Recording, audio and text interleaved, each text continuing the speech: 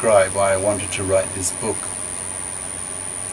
5. The Cosmist inconsideration argument. What other arguments besides fear of extermination, fear of differences, artilectual and cyborgian, and the unpredictable complexity of the Artilects can the Terrans use against the Cosmists? As I said earlier in this chapter, I will now take a more emotional approach by trying to express the passionate hatred of the Terrans for the Cosmists. I'll try to hit your gut. I believe that the Terrans will consider the Cosmists to be supremely arrogant and inconsiderate towards the safety of the Terrans. The Terrans will express their hatred by saying such things as, quote, "How dare you Cosmists risk the lives of the Terrans by performing your artilectural experiments on the Earth, or even close to the Earth? What if the Artilects turn against you and later kill us all? Even if you get fed up with Terran pressure against you, and you use late 21st century technology to rocket Cosmist colonies to faraway planets or stars to do your experiments there, the Artilects could still kill you and return to Earth to destroy us?"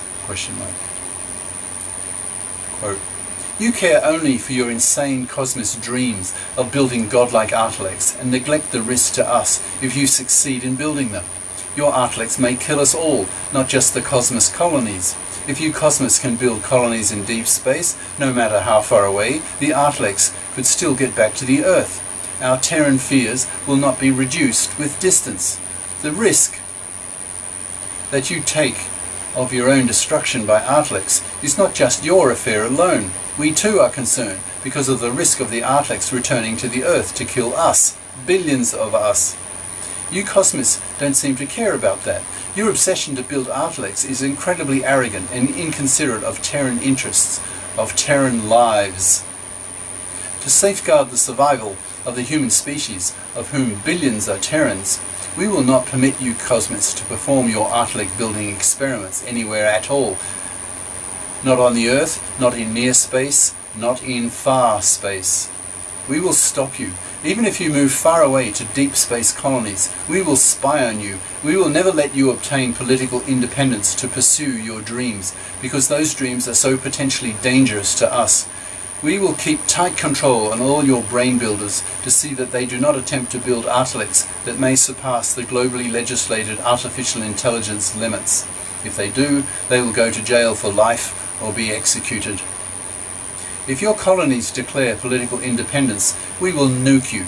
We will vaporize you for the sake of the survival of the human species. We will disintegrate the very matter of your colonial bases. You will never be given the opportunity to build the potential destroyers of the human species. Understand this and obey."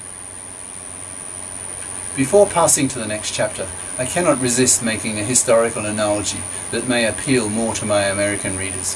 I would not be at all surprised if several decades after the publication of this book, that Ted Kaczynski, better known as the Unabomber, will become to be seen as the first Terran, who was decades ahead of his time and was the 20th century's equivalent of the 19th century's John Brown.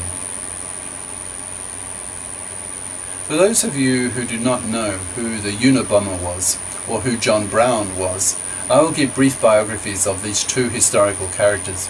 I begin with John Brown, since he lived a century before Ted Kaczynski.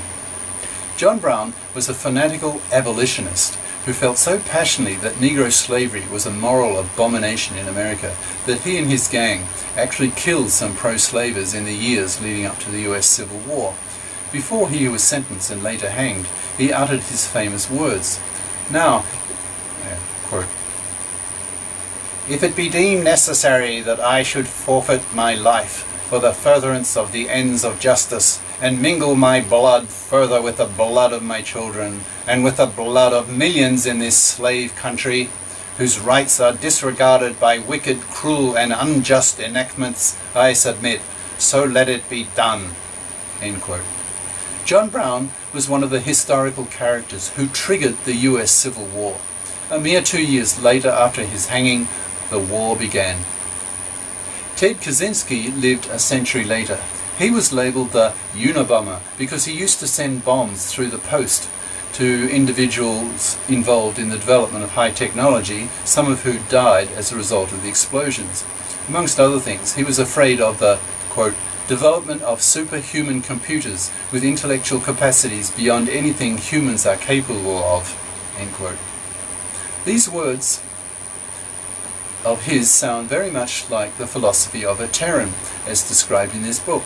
Hence my claim that Ted Kaczynski ought to be seen as the planet's first Terran, decades ahead of his time. Just as John Brown predicted the flow of the blood of millions in this slave country, and he was right, so perhaps Ted Kaczynski's fear of the, quote, development of superhuman computers, end quote, may be seen in a similar light. He felt strongly enough that he was prepared to kill people who were involved in the early stage of their superhuman development. At the time of writing this book, the Unabomber is seen merely as a disturbed individual, but I suspect 21st century historians will reinterpret him as being the first Terran. John Brown's prediction came true in a mere 2 years. Ted Kaczynski's prediction will take longer, perhaps as much as a century, but the time may come when he will be seen as a prophetic hero rather than as a schizophrenic misfit. After this little historical diversion, I think the time has come to begin the next chapter on how I think an Artilect war between the Terrans and Cosmists may start.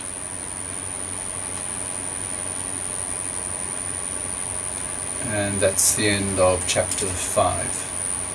Ciao.